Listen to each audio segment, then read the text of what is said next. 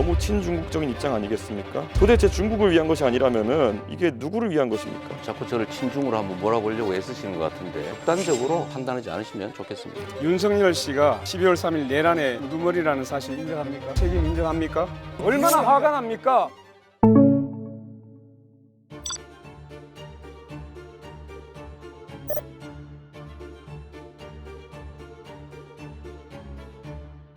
중국의 위협이 맹렬합니다.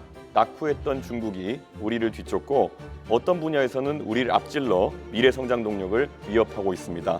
사회주의 중국이 수리공학자 이재명 후보께서 최근에 중국과 대만에 관여하지 말고 모두 CC하면 된다 이래가지고 비난을 받은 바가 있습니다. 너무 친중국적인 입장 아니겠습니까? 단편적인 생각이시라고 생각되고요. 제가 드리는 말씀은 국익 중심으로 판단해야 되고 대만과 중국이 다투면 뭐 대만에도 좋은 관계를 중국에도 좋은 관계를 유지할 필요가 있다. 제가 그런 취지의 말씀을 드린 것이고요. 중국 친중이다 이렇게 생각하는 것은 정치인으로서는 좀 적절치 않은 표현 같습니다. 예. 그런데 이런 관점에서는 미국 입장에서 트럼프가 한국이 북한하고 좀 싸우면 어때? 우리 그냥 둘 다 CC하면 되지 이렇게 나오면 곤란한 거 아닙니까? 일반적인 사례와 특수 상황에 대한 사례를 좀 구분하시면 좋을 것 같아요. 그냥 뭐든지 극단화시키는데 지금 통상적인 국제관계의 얘기를 한 것이고 침략을 한다든지 전쟁이 벌어진다든지 그 상황은 또 다른 것이죠. 계속 말을 돌리고 계신 게 잠깐만 제가 답변할 때 예. 좀 하게 하고 그런 점들에 대해서는 극단적으로 좀 판단하지 않으시면 좋겠습니다. 최근에 대만 해협에 대한 위협이 가중되는 상황에서 결국에는 유사시엔 다를 수 있다는 취지로도 답변하신 거 아닙니까? 유사시 상황이 발생했을 때 개입하겠다는 겁니까? 안 하겠다는 겁니까? 모든 상황들을 가정을 해가지고 극단화시켜서 판단하면 문제가 생깁니다. 상황이 전개가 됐을 때 그 상황에 맞춰서 유연하게 판단해야 되고 그 판단의 기준은 역시 대한민국의 국익이라야 되고요. 이 외교 관계는 특히 격변하기 때문에 상황에 따른 판단들을 달리 해야 됩니다. 지금 어떤 상태를 가정하고 결정해놓고 상황이 바뀌어도 그대로 가겠다 하는 것은 정말 위험한 생각입니다. 예. 이재명 후보의 공약 중에 보면요. 해남의 솔라시도 부지에다가 결국에는 데이터 센터를 왕창 만들겠다. 서남해안의 풍력 발전을 많이 활용하겠다 이런 말씀하시는데요. 그런 데이터 센터의 기본적인 조건이 뭐냐면은 안정적인 전력 공급입니다. 왜 굳이 그런 불안정한 풍력 발전 전원이 있는 곳에다가 이런 데이터 센터를 공약하게 되었는지 의문이고요. 그런데 이런 식으로 전력 생산 단가도 높고 실제로 중국이 많이 장악하고 있는 풍력 발전 시장에 대해 가지고 영광에서 여수에서 전력 끌고 와야 되고 데이터 케이블 같은 것도 부산에서 끌고 와가지고 이걸 해야 되는데 도대체 중국을 위한 것이 아니라면은 이게 누구를 위한 것입니까? 자꾸 저를 친중으로 한번 몰아보려고 애쓰시는 것 같은데 매우 부적절하다는 생각이 들고요. 원래 이 데이터 센터들은 기본적으로 재생에너지를 쓰는 게 지금 표준이죠.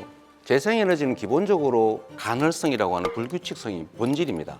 그래서 이 SS라고 하는 시스템이 있는 거죠. 많을 때는 저장하고 적을 때는 공급하고 또 기저전력도 공급할 수 있기 때문에 불가능하다 생각하는 것 자체가 좀 잘못된 생각인 것 같습니다. 그러니까 그 ESS라는 것도 하루 이틀 버티고 2, 3일 버티는 것이라서 태풍 같은 상황이 발생해가지고 4, 5일 동안 만약 풍력 발전기가 가동하지 않게 되면은 개통 자체가 흔들리게 된다라는 말씀을 드리는 건데 그렇게 자꾸 피상적으로 말씀하시면은 토론이 되지 않습니다. 자, 이재명 후보님, 전 국민 AI 한다고 하셨잖아요. 네. 모두의 AI. 전 국민에게 이런 계정을 보급하려면 12조 원 가까운 예산이 수반될 것이고 그것이 아니라 만약에 자체 AI를 구축하겠다. 결국에는 또 대한민국 IT 산업이 AI가 갈라파고스화되는 거 아니냐 이런 이야기를 할 수 있습니다. 어떤 방식입니까? 너무 비관적으로 보시는 것 같아요. 국내 데이터를 기반으로 한 우리 독자적인 LLM을 만들어내면 큰 비용이 개발 단계는 들겠죠. 그래서 해야 될 일입니다. 소위 소버린 AI라고 보통 부르잖아요.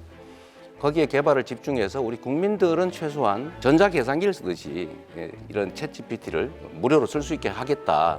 근데 생각하는 것만큼 12조 원이 들거나 그러지는 않을 겁니다. 하나의 단일체 우리 국가만의 그런 AI 그렇죠. 네. 천하통일의 산을 만들겠다. 가급적입니다. 이렇게 하는 것은 너무 극단적이다. 국가 경영은 그렇게 단순하지 않습니다. 근데 우리나라가 원전 건설하는데 세계적인 선진 강국입니다. 실제로 원자력 발전소로 가서 또 원자력 안전연구소나 이런 데를 가서 점검을 해봤는데 폭탄, 소형 원자 폭탄 같은 게 나가사키, 히로시마에 떨어졌던 그런 정도가 떨어져도 굉장히 안전합니다. 이걸 자꾸 문재인 대통령처럼 거의 뭐 영화 하나 보고 그냥 원전은 위험하다 이렇게 생각하는데, 잘 관리되는 원전은 위험한 것이 아니라 오히려 더 안전하고 더 친환경적이다, 이런 것은 인정하지 않습니까? 저는 우리 김문수 후보님 말씀이 언제나 약간씩 어폐가 들어있어요. 예를 들면 그렇게 안전하면 후쿠시마 원전 사고 왜 났습니까? 체르노빌은 왜 사고 났어요? 그거는 대한민국의 원자로는 영원히 안전할 것이다. 그거 어떻게 보장합니까? 아닙니다. 잠깐만. 지금 당장은 눈으로 보기 안전할지 몰라도 사고가 날 수 있죠. 더하기 거기서 나오는 폐기물 처리 문제가 해결이 안 되고 있지 않습니까? 그 두 가지 문제 때문에 가급적이면 안전한 재생에너지로 가자. 대신에 그 사이에는 좀 섞어서 쓰자. 그게 제 입장입니다.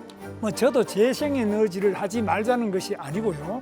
원자력 발전소가 태양광에 비해서도 6분의 1도 안 됩니다. 그래서 이렇게 값싸고 안전한 원자력을 왜 그동안 안 했느냐, 이것이 잘못된 환경론자들의 주장 때문에 그런데, 이런 부분에 대해서 이준석 후보는 어떻게 생각하십니까? 실제로 맞는 지적을 하셨다 생각하고요. 아까 AI 산업 발전시키기 위해서는 김문수 후보님 말씀하신 것처럼 전력 확보가 제일 중요합니다.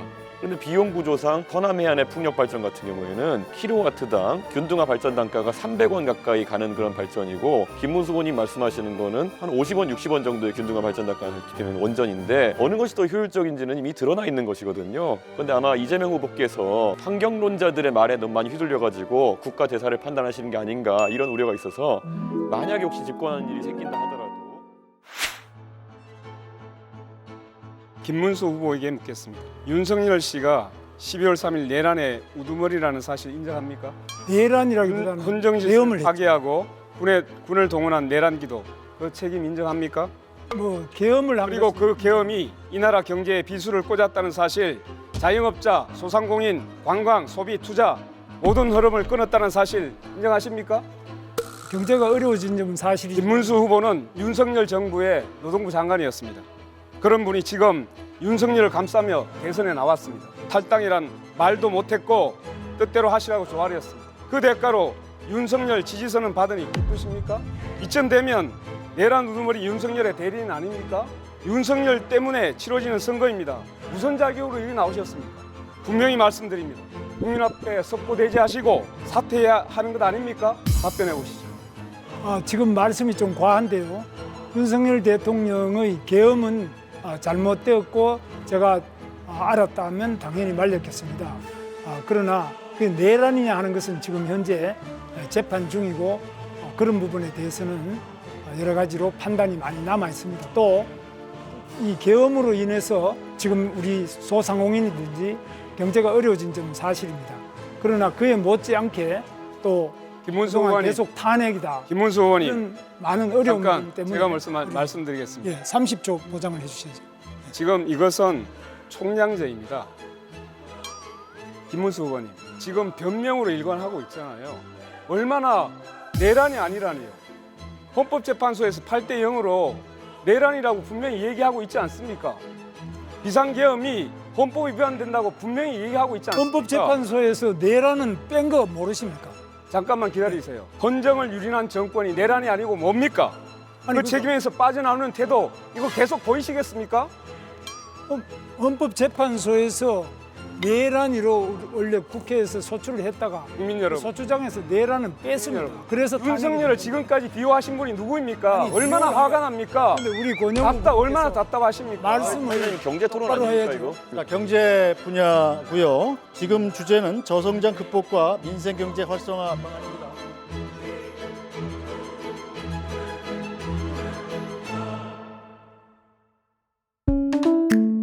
이번 영상을 만든 PD가 추천하는 영상도 보고 가세요.